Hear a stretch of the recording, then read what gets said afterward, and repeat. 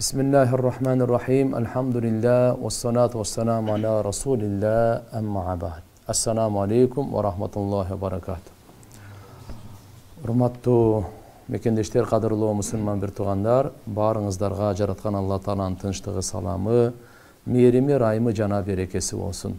Алла Таалам баарыбызга пайдалуу билим берсин. Кең ырыскы, кабыл болгон амал, бардык оорулардан Аллахым шифа берсин. Жараткан Алла Субханаху ва Таала пайдасыз билимден, коркпогон жүрөктөн, тойбогон напсиден, кабыл болбогон дуадан Аллахым баарыбызды сактасын.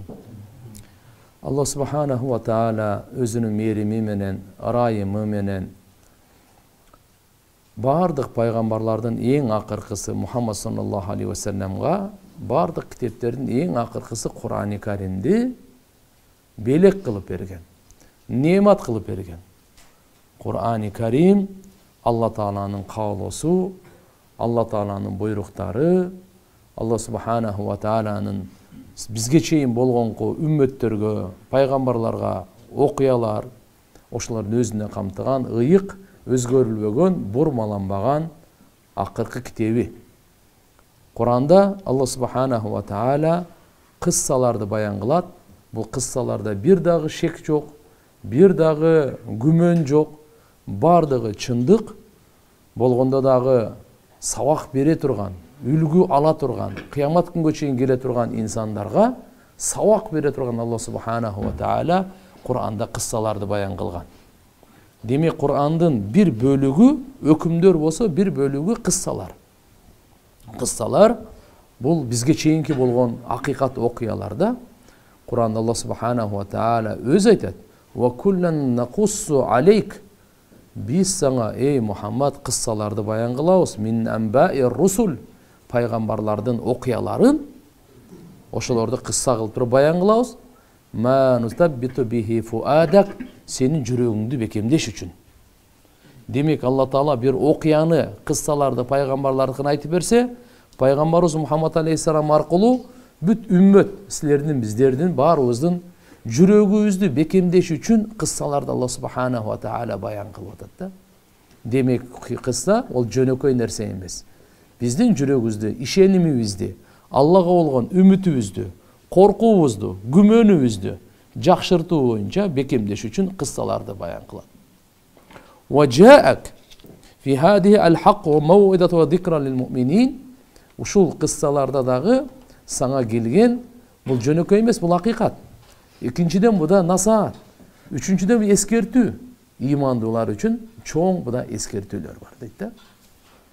Kur'an'da Allah Subhanahu ve Teala Yusuf Aleyhisselam'dan da kıssaların bardığını aytıp verip ayağında لَقَدْ كَانَ فِي قَصَصِهِمْ عِبْرَةٌ لِعُلِي الْأَلْبَابِ Peygamberlerin okuyalarında, kıssalarında akıllılarga ibrat var eken de. Ulul albab kimde akıllı olsa oşolorgo Kur'an'daki kıssalarda ibrat var. Savak ülgü var. Ma kana hadise yuftara. Bu bir tokulgan söz emez Kur'an. Bir oyundan çıkarıp anday bir tok koygan söz emez. Bu tasdik. Buradaki kitaplarda tasdiktap durgan. O tafsil her bir nesen çeçmelösü. Ve hudan. Bu hidayet var. Oşondayla rahma, borukellik, rahimduluk var. Kimge? İman keltirgen kavim oldu. Demek oşol kıssalardan bugünkü savağımız Harun menen Musa aleyhisselam'dan okuyas. Musa aleyhisselam'dan doğrunda Harun degen bolgon. Bul Harun emes. Harun bul paygambardın atı. Musa paygambardın bir tuğanı al. Harun degen bul munafıktın atı. Bu Harun dedi. Harun bay da koyatız. Harun de baytılır. Kaf menen Harun. Bul munafıktın atı. Musa paygambar menen bu Karun'un atası bir tuğan bolgon. Avasının balası bolup atat da. Musa paygambarın doğrunda bolgon. Uşunçalık Allah Subhanahu wa Taala baylıktardı bergen, oşol baylıktar menen baktısız bolgon. Kur'an'da Allah Taala birögө bilik berip, birögö baylık berip, birögö ökümet berip, birögö bak berip, birögö küç berip, birögö çıray berip, Allah Taala baktısız kılgan kavimlerin okuyalarını aytат. Budan emne savak berilet? Bundan savak Allah Taala baktılуулuktu, imanda, dinde, amalda koygon. Алла Таалам бактылыктуу байлык бийликте койгон эмес. Мына ушул сабак кыямат күнгө чейинки үммөткө сабак берип атат. Ай, азыр элдин бардыгы дүйнөнүн аркасынан кууп, артын карабай кууп бараткан учур. Ал кандай болгон? Мынакей Карун бай байлыгына таянган, байлыгына чиренген, байлыгына керсейген, кандай бактысыз болду. Бул бизге сабак. Бизде Алла Таалам канча байлык берген болсо, ага биз керсейбейли. Анын акысын берейли. Алланын нематы, мен буга лайыктуу эмес элем деп, ушуну билейли. Мына ушул окуяда Карун менен Муса алейхиссаламдын байлык боюнча өз айта турган болсок, бул дагы Алла Тааланын сыноо үчүн берген бендеге бул нерсеси. Байлыкта пайгамбарыбыз айткан: "Ни'мал мал салих ли раджили салих." Байлык бул таза мал, эгерде адал болсо бул, кандай дагы жакшы деген. Таза адам да болсо. Таза адам да болсо. Кээ бир жерде байлыкты хайыр деп келет, кээ бирде байлыкты болсо, малды болсо фитна деп келет. Карай турган болсок, эгерде ушул байлык менен адам өзүнүн ахиретин курса, бул хайыр. Эгерде бул байлык менен ахиретин буза турган болсо, бул фитна болгон. Ошон үчүн Кур'анда айтып койгон: "Ал-малу вал-банун зинатул хаятуд дунья вал бақиятус салихат хайрун инда роббика саваба ва хайрун амала." Бул байлык, мал, мүлк, жер бетинин үстүндөгү бардык байлык булар. Жердин үстүндөгү бардык байлыкты Алла сыноо үчүн жараткан. Ушул байлык, мал, мүлк менен экинчиси бала чака. Буну эмне деп атат? Бул жашоонун зыйнаты. Мындайча айтканда, бул жашоонун бир кооздугу эле экен да. Ал эми бақиятус салихат, кала турган салих, жакшы амалдар ушул Алланын алдында сооптон дагы, жана Алла Тааланын алдында үмүттөн дагы ушул үмүт кылууда жакшыраак дейт да. Бул мындай балдар. Мүмкүн байлыктанчы сен үмүт кылышың мүмкүн. Ушул мен жашоом оңолот, бактылуу болом депчи. Бул мухтамал. Ыктымалы бар болушу мүмкүн. Жок, көбүнчө байлык адамды кутуртуп, бузуп коет. Бала чака дагы адамды, ата энесин күнөөгө түртүп, куфурлукка алып барып койгон жери бар.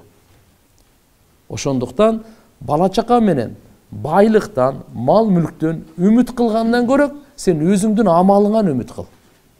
Жакшы амал кыл, ошоңо үмүт кылсаң, бул ишеничтүү. Ал эми байлык менен мал мүлк бул жашоонун зыйнаты эле. Буга сен таяна албайсың. Бу дүйнөдө эле эртеби кеч сени бала чакаңды эле таштап кетет. Эртеби кеч сени байлыгыңды эле таштап кетет. Бул сен менен бирге болбойт.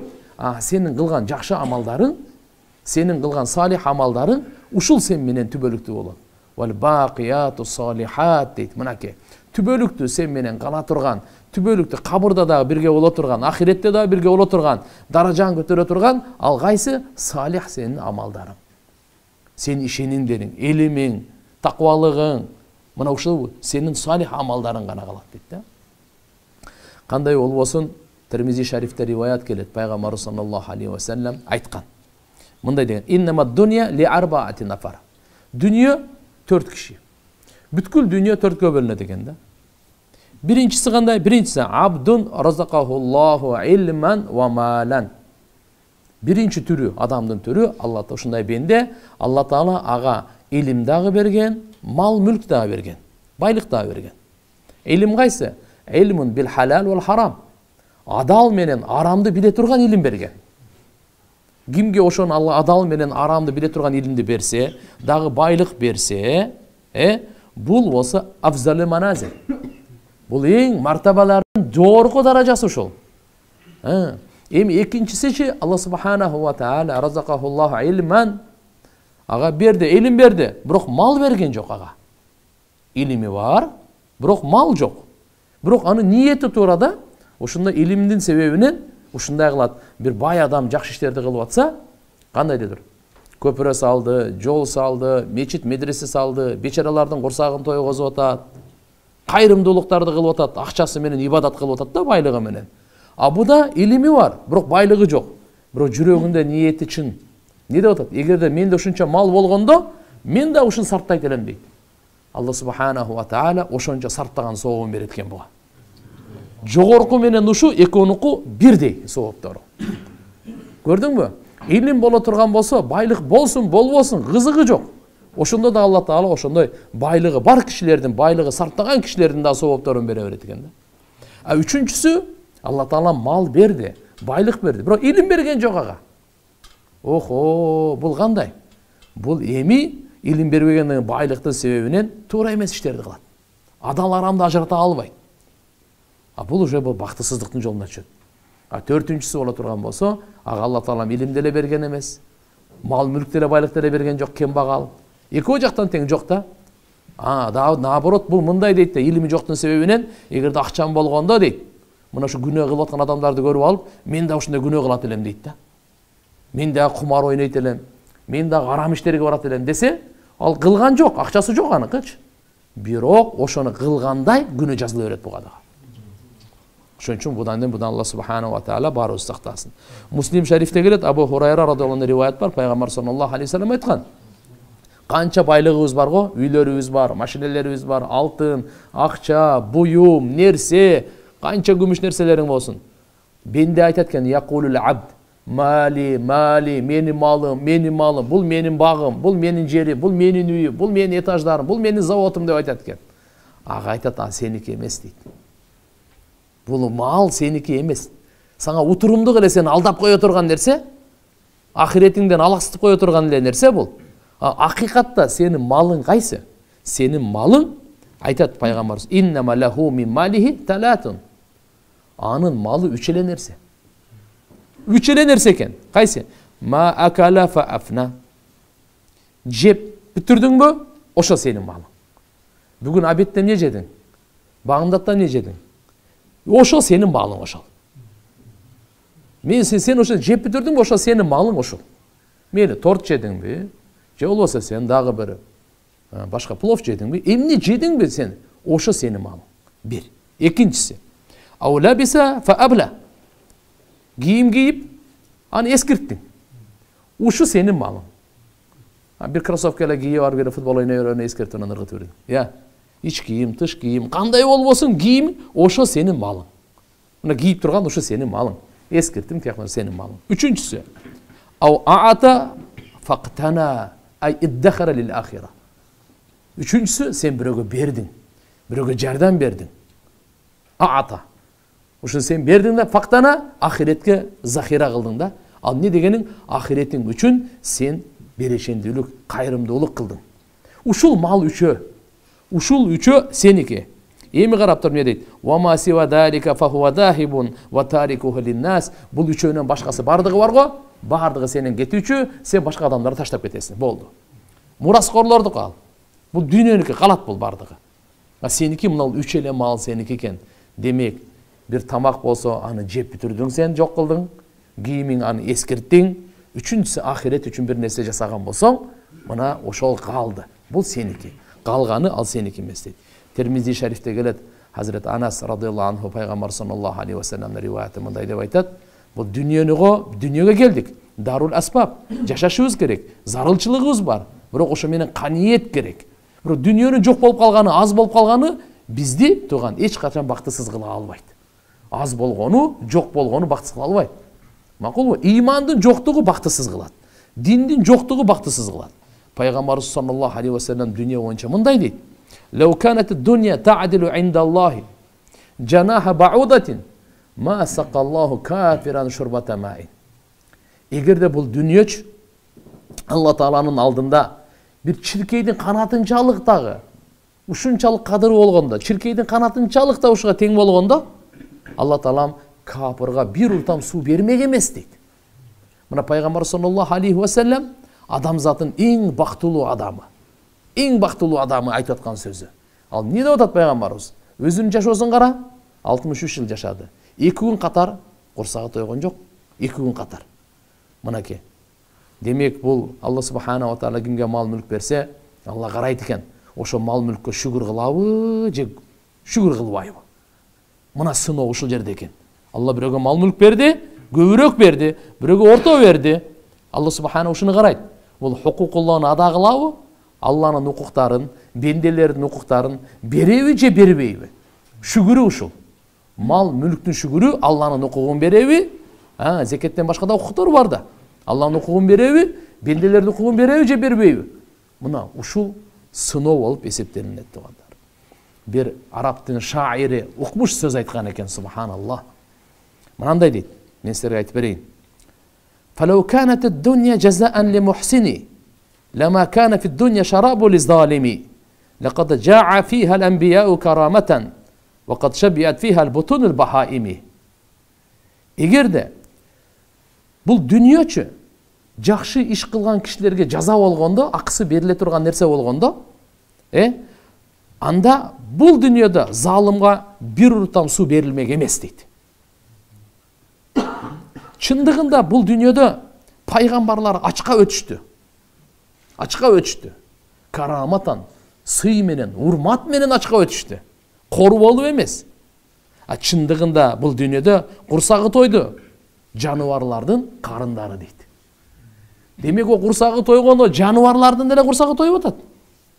Бахайым, 4 буттуулар, ошолордун бутунул бахайым, ошолордун курсактары деле тоюп атат. Демек бул дүнүйө туугандар, ушуну биз билейли. Алар деле курсак тоюп, биз деле курсагыбыз тоюп. Мындай эмес экен да. Ушунун баардыгы эмне үчүн айтылып атат?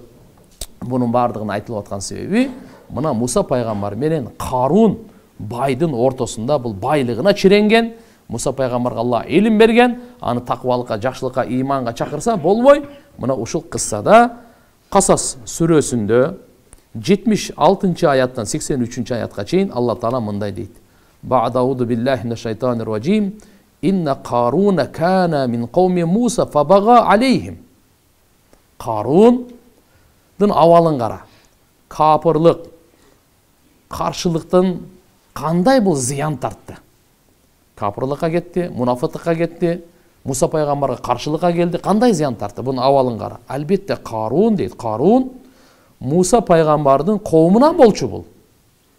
Ибн Аббас радıyallahu анхума айтат, Карун ибн амми Муса, Муса пайгамбардын авасынын баласы эле. Кандай авасы? Карун ибн Ясхаб ибн Кахис, Муса ибн Имран ибн Кахис. Демек Имран менен Ясхаб. Муса пайгамбардын атасы Имран, Карундун атасы болсо Ясхаб. Экөө тең, буну Муса пайгамбар экөө чоң аталары бир туган, аталары бир туган, чоң атасы бир. Карун ушунчалык жакын. Экөө аталары бир туган. Көрбөйсүңбү? Аталары бир туган. Мин кауми Муса, Мусанын коомунан деген сөз ушул. Муса алейхиссаламдын коомунан. Албетте Hazret Катада рахматулла алейхи айтат, бул Карун Тауратты жат билген киши болгон экен. Илим болгон экен да. Өтө чырайлуу окуучу экен бул. Өтө кооз окуучу экен. Муса алейхиссалам менен баягы 70 кишини танда деп Алла Таалам туртосун алып келди өдү эле. Ошонун бирөөсү бул Карундагы болгон экен. Карундагы болгон экен. Мынакей ушундай. Бирок Алла Тааланын душманы мунафык. Кандай Самири дагы мунафык болгондой, өткөндө баягы музого сыйынганга Самири түрткө болгонун айтып берген элек сабакта. Мына бул дагы ошо Карундагы мунафык. Ошо иман келтирип туруп, ошолордун арасынан мунафыктык кылып кандай сыртына тилинде иманы бар, жүрөгүндө куфур бар. Ушуну мунафык деп коет мына. Себеп дегенде буну ошол багаваты, тоң моюндугу, текеберлиги, зулумдугу, малынын көптүгүнөн ушунун бардыгын бузган, малынын көптүгү болуп калды да. Не деп айтып атат? Фабага алейхим. Соң ошо Карун Бани Исраилге зулумдук кылды дейт. Кандай зулумдук кылды? Бул бага деген сөз зулумдук дагы кетет, текеберлик дагы кетет. Зулумдук кылган себеби Фираундун доорунда, Фираундун тарабынан атайы бул көзөмөл болуп дайындалган экен Бани Исраилге. Фираундун тарабынан. Ошондуктан буларга аша чабып аткан да. Бул бир. Экинчиси, малдын көптүгүнөн мас болуп, текеберленип, ана буларга зулумдук кыла баштаган экен. Демек, фабага алейхим дегени ага кысым көрсөттү, аларга кысым көрсөттү, аларга текеберлик кылды, аларга зулумдук кылды деп да которсак болот экен да. Мынакей. Ва атайнаху минал кунузи ма инна мафатихаху لتنوء بالعصبة أولي القوة إذ قال له قومه لا تفرح إن الله لا يحب الفرحين. Алла субханаху ва таала айтат, жана биз Карунга ушунчалык байлыкты бердик. Кунуз деп, канздын бул жамы, көпчүлүгү, кунуз деп өзү бул мына кендерди айтат. Мына ол ушул өзү кунуз деп, мадфун деп коет, мындай кен сакталгандар. Кээ бирлер болсо шарияттын истилахы боюнча зекет берилбеген акча мал мүлктү кунуз деп коет. Зекет бербей топтой берет го, зекет бербей топтой бергенден ушул ананы канз болуп калган. Бул болсо ата рахматулла алейхин айтуусу боюнча ушунчалык байлык буга кандай берилип калды, кандай ушунчалык буга ошо кендер берилип калды, казыналар берилип калды. Бул кунуздун кен казына деп айта турган болсок дагы Юсуф алейхиссаламдан тийип калган дейт. Ушундай да риваят бар. Карундун байлыгы Юсуф пайгамбардын ушул доордогу, кийинки доордогу ушул казыналарынан колуна тийип калган дейт да. Ал канчалык экен? Ушунчалык биз казыналарды бердик дейт Алла Таала Карунгачы. Ал казыналардын ачкычтарынчы күчтүү жамаат зорго көтөрүп жүрүшчү дейт да. Күчтүү жамаат дегени риваяттарда келет 60 качырга жүк болгон дейт. Ачкычтары, казыналарынын ачкычтары ошого куржундарга салып 60 качырга жүк болгон дейт. Эми ал ошончо ачкычы болсо канча казынасы болду? Казынасынын ичинде канча байлыгы болду? Мафатихаху ачкычтарын. Тануу дегени бул көтөрүү кыйын болуп калган нерсени айтат экен да. Көтөрүү кыйын болуп калган нерседе. Демек, күчтүү жамаат зорго көтөрүп жүрүшчү дейт.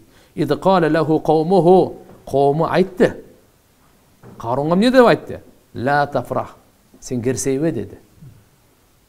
Инна Аллах ла юхиббул фарихин. Жараткан Алла субханаху ва таала керсейгендерди жакшы көрбөйт. Текеберленбе, байлыгыңа чиренбе, байлыгыңа кыйынсынба, менменсибе. Алла субханаху ва таала андайларды жакшы көрбөйт. Керсейгендерди деп мынакей буну коому айтты. Эми албетте бул жерден мындай маалым болот. Бул коому момундар, алар bunday насаатты каяктан укту? Муса пайгамбардан укту да. Муса пайгамбардан укканын алар дагы мындай жакшылыкка үндөп чакырып, Карунга эскертүүнү берген. Ла тафрах. Сен керсейбегин, сен кыйынсынбагын депчи. وابتغي فيما آتاك الله الدار الآخرة ولا تنسى نصيبك من الدنيا وأحسن كما أحسن الله إليك ولا تبغي الفساد في الأرض إن الله لا يحب المفسدين. Алар айтышты: Карун, сен анан көрөк Алла Таала сага берген мал, мүлк, жөндөмдүүлүк, мүмкүнчүлүктөн ахиретиңди, жайыңды курбайсыңбы? Ошого аракет кыл деди.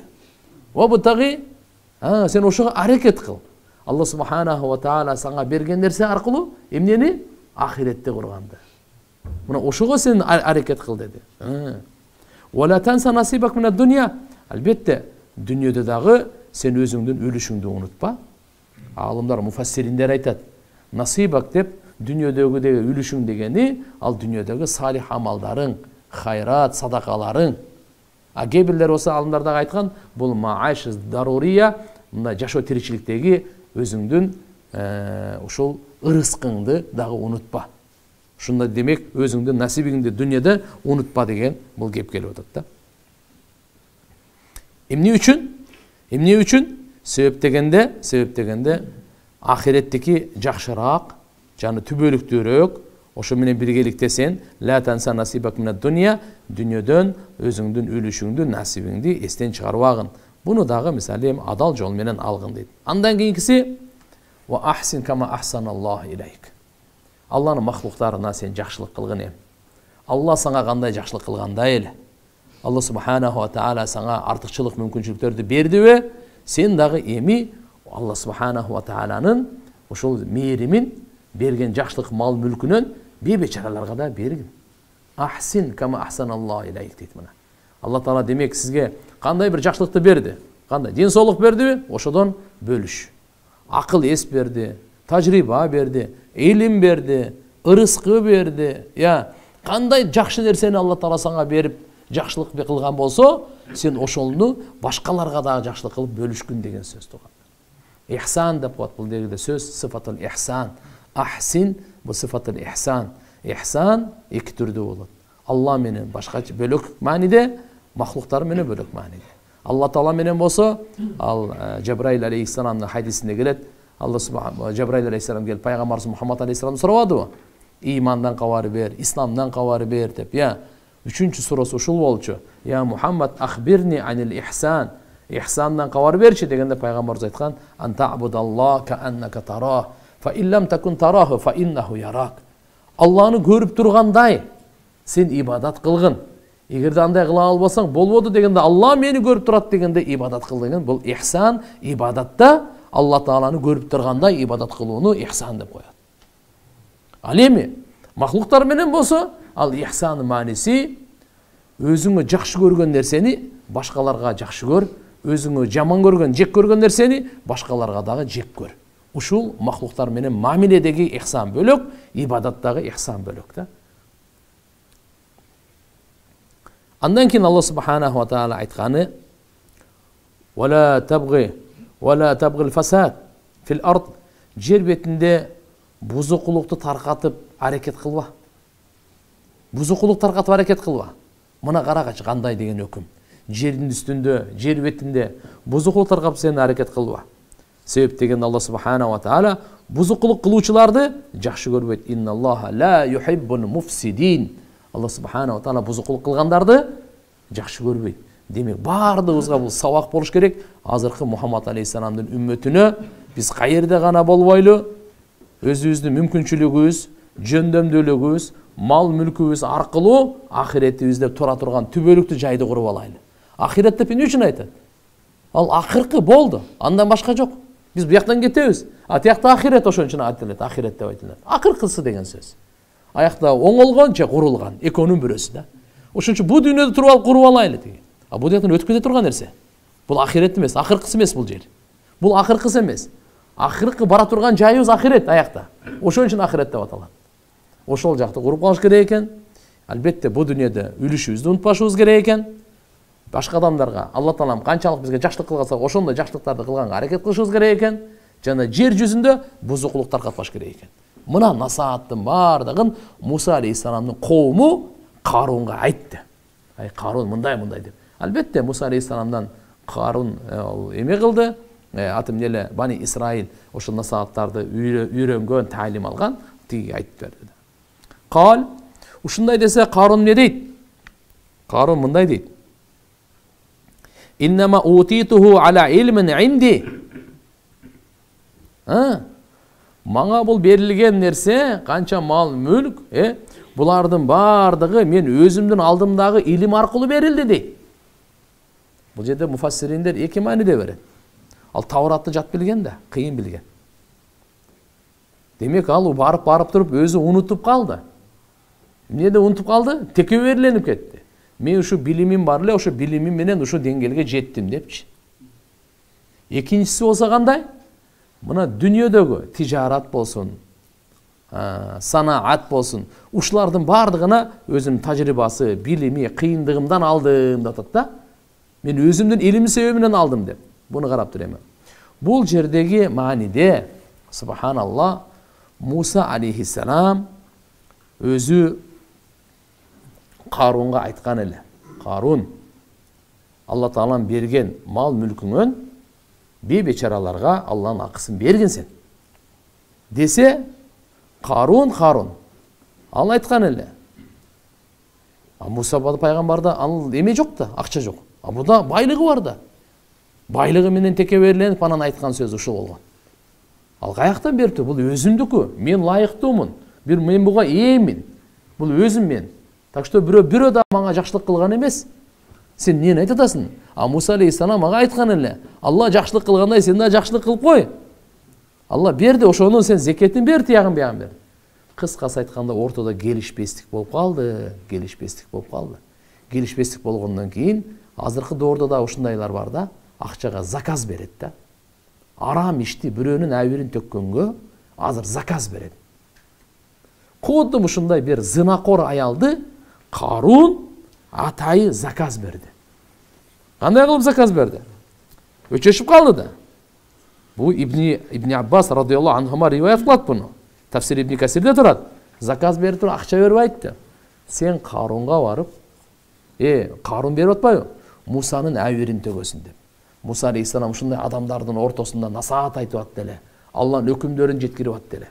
Ошондо анан кийин тиги аял сурады. Не деди? Муса, сенин дининде зынанын өкүмү кандай деди? Муса алейхиссалам айтты, ражим. Анда сен мен менен зына кылдың деп атпайбы? Пайгамбар туугандар, мусулмандар. Пайгамбар зына кылбайт.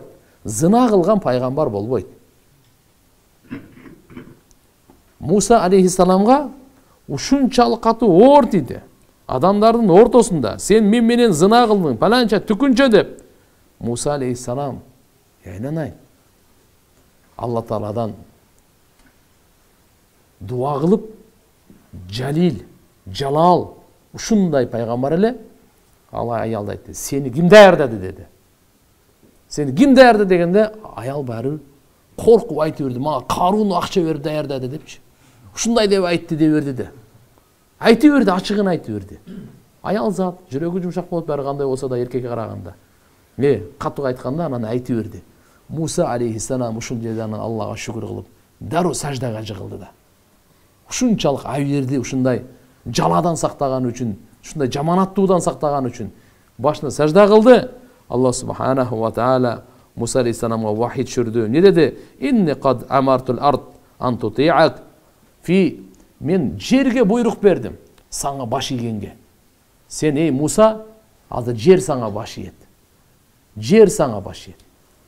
Деди, Муса алейхиссалам жерге буйрук берди. Карунду жуткурганга.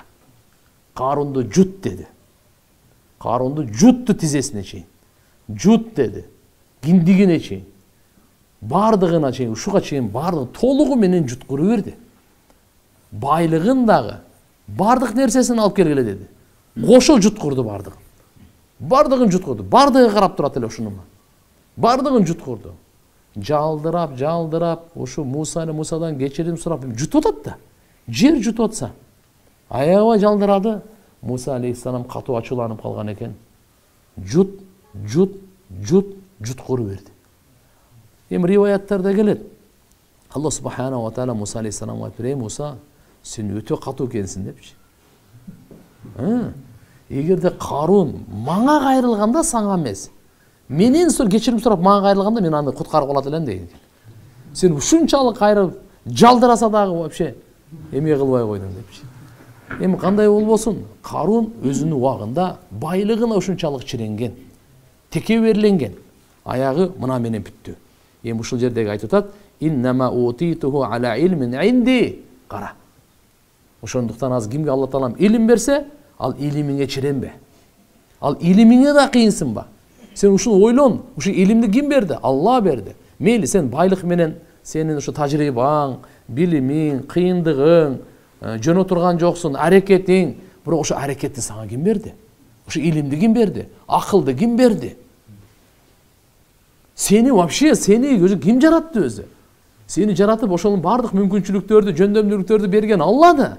Ошондуктан Алла субханаху ва таала бергенден бер деп атат. Куранда да Алла Таала көп айтат.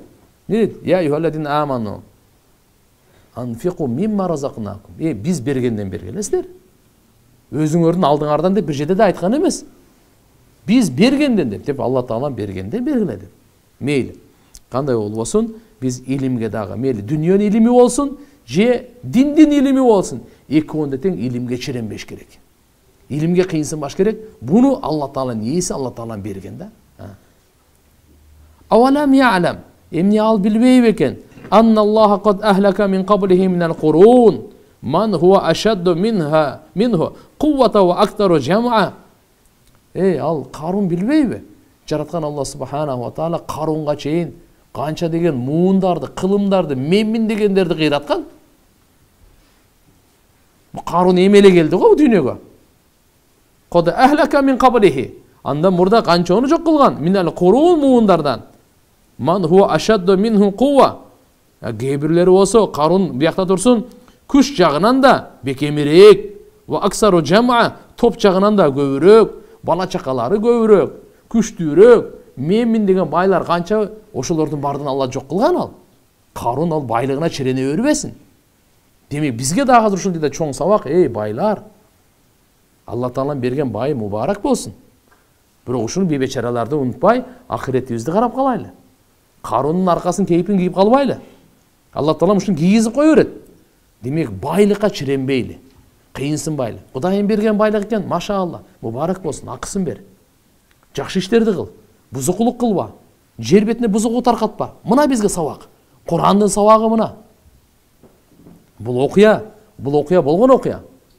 Пайгамбар саллаллаху алейхи ва салламдан риваят бар, Карунду ушу күнгө чейин мал мүлк байлыгы менен жер соруп баратат экен дагы эле, жутупчу. Кыямат күнгө чейин жутат. Риваяттарда Ибн Аббастан келет, радиаллаху анхумадан, 7-чи жерге чейин соргон дейт. Мейли. Вала юсалу ан дунубихимул мужримун, күнөөкөрлөр өздөрүнүн күнөөлөрүнөн суралынбайт. Фахаража аля каумихи фи зинати. Күндөрдүн бир күнү Карун коомуна чыкты. Өзүнүн ушул кооздугу, жасалгалары, кийимдери, ат, ал убакта да жөнөкөй эмес экен. Ушундай бир асырдан кийин, ушундай салкындарда адамдар көбүнчө эшикке чыгып турган учурларда ушундай байлыгы менен чыгат экен да, көрсөтөт экен да. Кыйын байлыктарын көрсөтүпчү. Мына деп туруп нары бери таптап. Ошол учурда қалалладина юридунал хаятад дуния я лайта лана мисла ма утия Карун иннаху ладу хаддин азим. Дүниөнүн жашоосун каалагандар,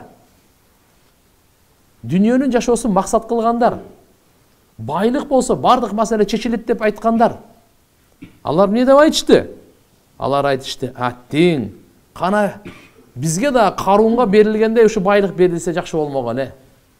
Албетте, бул Карун улуу үлүш ээси деди. Көп буга байлык берилди деп, шилекелери коюлуп, акчаларын көрүп, бүгүнкү күндө деле ушундай жок эмес. Ва қалалладина утул илм, Алланын тарабынан илим берилген адамдар эмне деди? Дүниөнүн жашоосун максат кылгандардын сөзүн көрдүңөр. Эми илимдүүлөрдүн сөзү кандай болот? Алланын тарабынан илим берилген адамдардын сөзү вайлакум, өкүнүч болсун силерге деди. Эмнени айтып атасыңар силер? Карундун байлыгын көрүп, шилекейиңер коюлуп, ой, аттиң, охо, Карунга берилгенде бизге да берилсе жакшы болмок эле, бул байлык. Ал суктана турган нерсе эмес. Ал үмүттөнө турган нерсе эмес. Кыйынсына турган нерсе ал амал. Салих амалың болсо, бул дүнүйө нерсе колдун кири. Эмне деп айтып атат? Вайлакум. Өкүнүч болсун силерге. Ставабуллахи хайрил лиман амана ва амина салиха. Алла Таалам бере турган сообу ал жакшыраак. Ким иман келтирип, амал салих, жакшы амалдарды кылса, ошого жакшыраак ал. Вала юлаккаха илля сабирун. Ал эми буну бардыгына бериле бербейт. Сабыр кылуучуларга гана тартууланат. Вала юлаккаха, бунун бардыгы Алла субханаху ва таала иманды, амали салихти, сооптун бунун бардыгын бере турганы ар кимге эмес, өзгөчө сабыр кылгандарга. Кандай? Дүниөнүн ач көздүгүлүгүнөн өзүнүн сабырдыгын карма. Сабыр деген кармап. Өзүн кармоо деген сөз. Ошо дүниөнүн ач көздүгүнөн, дүниөнү максат кылгандан, дүниөнү тама кылгандардан өзүн кармап сабыр кылгандарга мына Алла субханаху ва таала ушунча нерсени берет дейт аларга. Фахасафна бихи ва бидарихил ард фама кана лаху мин фиати янсурунаху мин дуниллахи ва ма кана минал мунтасирин дейт. Жыйынтыгында эмне болду? Жыйынтыгында биз Карунду жана анын турак жайын кошо жерге жуткурдук дейт. Карунду дагы турак жай мал мүлктөрүн кошуп туруп, Алла субханаху ва таала эмне деп атат? Фахасафна дегени жерге жуткурдук деген сөз. Жер кадимкидей жутуп койду да. Мынакей Алла субханаху ва таала кандай мамиле кылды ага. Фама кана лаху мин фиат. Ага Карунга эч кандай жардам бере турган топ дагы болгон жок. Жардам бере турган топ болгон жок Карунга бир Алла Тааланын азабынан куткарып калганга. Мин дунилла, Алла субханаху ва таала каршылыгында куткарып калганга. Жана ошондой эле ал өзүн дагы коргой албай калды. Өзүн дагы куткара албай калды. Башка бирөөлөр дагы жардам бере алган жок. Ал өзү дагы жардам бере алган жок. Учур келгенде эч ким жардам бере албайт Алладан башка. Алладан башка эч кимге жардам бере. Ва асбаха алладина таманнау маканаху бил амс якулуна ва каанна Аллах ябсуту ризқа лиман яшау мин ибадихи ва якдир. Мына кечеги эле күнү анын ордун эңсеген кишилер мындай деп айта баштады. Кече айтып атпады беле? Дүние жашоосун максат кылгандар. Я. Алар эмне деп айтып атышты эле? О, Карундай бизде. Алар көрдү. Карундун жерге жутатканын көрдү. Алла субханаху жуткурганын көрсөттү аларга. Мал мүлкү менен, бардык турак жайы менен, ошонун бардыгын көзү менен көргөндөн кийин, ал кандай текеберленип, керсейип жүргөн эле. Ошонун бардыгын көргөндөн кийин анан кечеги ошол айтып аткандар, ошону эңсегендер, ошонун ордунда болсом, ошондой бизге байлык берилсе экен деп эңсегендер. Мына алар эмне деп айтып атат? Алар айтты, маалым болду. Алла кең кылат экен рызкысын кимге кааласа бенделеринен, жана тар кылат экен дейт. Алла Таала бенделеринен кимге берсе рызкысын, Алла субханаху ва кең да кылып коет, кааласа Алла субханаху ва таала тар да кылып коет. Лаула анна манналлаху алейна ла хасафа бина.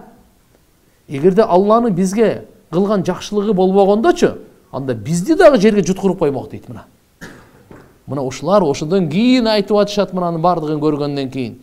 Эгерде Алла Тааланын бизге кылган жакшылыгы болбогондо, Алла субханаху ва тааланын анда бизди дагы жерге жуткуруп коймок. Лаула анна манналлаху алейна. Алла субханаху ва тааланын бизге кылган жакшылыгы болбогондо, ла хасафа бина. Алла Таала бизди дагы жерге жуткуруп коймок дейт. Ва кааннаху ла юфлихул кафирун. Мына ачык айкын маалым болду. Капырлар эч качан ийгиликке жетишпейт. Алар эч качан куткарылбайт, бактылуу боло албайт алар. Тилка дарул ахира наж'алуха лилладина ла юридуна улуван фил арди вала фасада вал акибату лил муттакин. Мына дарул ахира деп ахиреттин жайы ушул.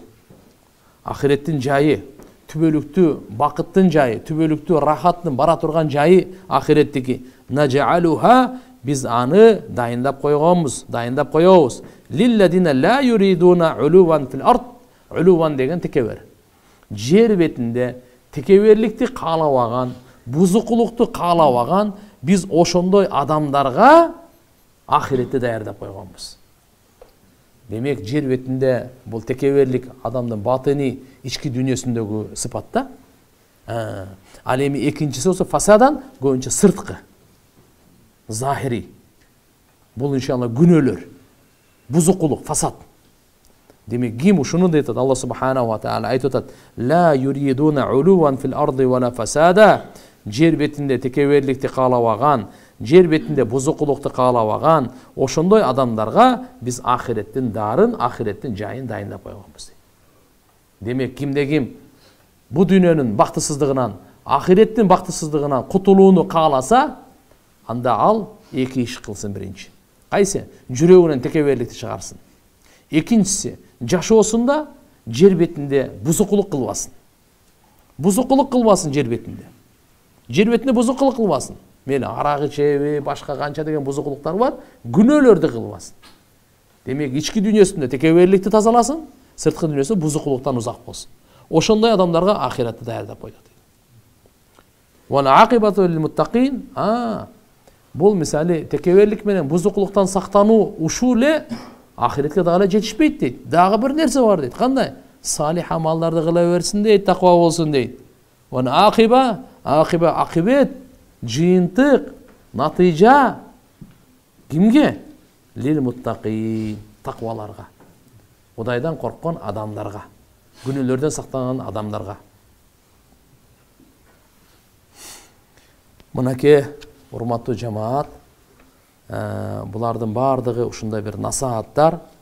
Алла субханаху ва таала бунун бардыгын силерге, биздерге жөн эле айтпайт. баргы Мухаммад саллаллаху алейхи ва салламдын үммөтү будан бир сабак алсын деп бүгүнкү күнү өтө байлыктын аркасынан кууган, байлыктын аркасынан жүгүргөн ушундай бир доор пайгамбар саллаллаху алейхи ва саллам айткан кыяматка жакын ошолордун белгиси динар дирхамдын кулдары болот деген. Динар дирхамдын кулдары. Динар деп алтын, дирхам деп күмүш. Мындайча айтканда ошонун кулдары деген акчанын кулу, дүнүйөнүн кулу. Алланын кулу болбой эле дүнүйөнүн кулу болуп. Бизден Алла субханаху ва тааля бизди ушундайдан сактасын. Себеп дегенде мындайда дүнүйөнүн ислам дини ушун туура түшүнүш керек, жакшы билишибиз керек. Дүнүйө кереги жок деп рахбанияттин дини эмес, ла рахбаниятта фил ислам. Дүнүйөнү таркы дүнияны айтпай эле турат. Дүнүйөгө кул болгонду айтып атат. Дүнүйөнү таштабай эле кой, дүнүйөнү кыл. Жакшы ич, жакшы же, жакшы кийин, бирөөдөн уурулук кылба, бирөөнү акчаң менен кордоба, бузукулук кылба, арам жолго сарптаба, адалдан тап, адалга сарпта. Мейли бул бар. Бирок дүнүйөнүн кулу, ал дүнүйөнүн кулу качан билебиз? Намазды каза кылып аткан болсо, дүнүйө үчүн. Дүнүйө үчүн бир туугандары менен урушуп аткан болсо, үй бүлөсү менен ажырашып аткан болсо, кошунасы менен дүнүйө үчүн жакалашып аткан болсо, токто, бул Алланын кулу эмес бул. Кимдин кулу? Бул дүнүйөнүн кулу деп ушуну айтабыз биз. Дүнүйөнүн кулу деп орозо кармабайт, намаз окубайт, Куранды окубайт, зикир кылбайт, мечитке барбайт, ахиретке даярданбайт, тууганчылык мамилени кармабайт. Мына бул дүнүйөнүн кулу. Ислам дини, биздин динибиз ушул жерден токтоткон. Ушул нерседен токтоткон. Атак, дүнүйө табуу, ал алхамдулилlah талап кылынган нерсе. Касбул халал, бул фариза бул. Себеби ал аркылуу башка адамдардын алдында сен жүзүң карайбайт, жүзүң ылдый болбойт алардан акча сурап мындай берет. Жок, анан көрөк тапкын, мээнет кылгын. Бул айтылган нерсе. Бирок азыркындай дүнүйөнүн аркасынан кууп кеткен. Мына ошого Алла субханаху ва тааля бизге эскертүү берген, Карунду Кур'ан-ы Каримде башка сүрөдө дагы аты аталат. Гафир сүрөсүндө келет. Ва лакад арсална Муса би аятина ва султанин мубин ила Фир'аун ва Хаман ва Карун факалу сахирун каддаб. Чындыгында биз Муса алейхиссаламды би аятина өзүбүздүн аят, мужиза, белгилерди, ачык, айкын, далилди берип туруп жибергенбиз. Кимге? Фир'аунга, Хаманга, Карунга. Ушулардын бардыгына пайгамбар кылып, Муса пайгамбарды Алла субханаху ва тааля жиберип атат. Буларды чакыр оңолууга. Буларды чакыр акыйкатка депчи. Демек, Фир'аун менен Хаман өзүнүн бийлигинде талкаланды, бактысыз болду. Карун болсо өзүнүн байлыгында бактысыз болду. Кийинкисине да келет, Карун, Фир'аун, Хаман деп булардын бардыгына текеберленген себебинен жер бетинде булар бузуку болуп, алардын кээ бирлерин Алла субханаху ва тааля асмандан таш жадырды, кээ бирлерди кыйкырык менен өлтүрдү, кээ бирлерин жерге жуткурду, кээ бирлерин суга чөктүрдү. Булардын баарын Алла таала зулум кылган эмес. Ва ма кана Аллаху лиязлимахум валакин кана анфусахум язлимун. Буларга Алла зулумдук кылган эмес, булар өздөрүнө зулумдук кылышкан. Демек Алла субханаху ва тааля кээде шамал менен, кээде суу менен, кээде жер менен булардын жок кылгандарын баардыгын айткан. Имам Махмад рахматуллахи алейхи келтирген риваят Абдулла ибн Амрда келет. Пайгамбар саллаллаху алейхи ва саллям бир жолу айткан: кимде ким 5 вакыт намазга бекем болсо, ага нур болот, далил болот, кыямат күнү кутулуу болот. Ал эми ким 5 вакыт намазга бекем болбосо, ага нур, далил, кутулуу болбойт. Кыямат күнү Карун менен чогуу тирилет деген. Фир'аун менен чогуу тирилет, Хаман менен чогуу тирилет, Убай ибн Халаф деген ушулар менен чогуу тирилет деп пайгамбарыбыз саллаллаху алейхи ва саллям бунун бардыгын айтып койгон да. Буну айтыштынан урматтуу агайын мусулман бир туугандар, бул сабактын хуласасы ушул. Мынакей Муса пайгамбар Карун менен болгон окуяларын силерге айтып бергенге аракет кылдык. Андан биз ушундай бир сабак алышыбыз керек. Эч качан Алла субханаху ва тааланын берген мүмкүнчүлүктөрүнө биз эмес экенибизди билишибиз керек. Ушу Алла таала мага берди дейли. Жок, бул меники, мен кыйындыгынан эмес. Алла тааланын айкөлдүүлүгүнөн. Башкага деле берип коймок эле. Ошон үчүн Алла тааланын неаматтарын текке кетирбей шүгүр кылайлы. Алла субханаху ва таала баарыбызга инсаф тауфик берсин.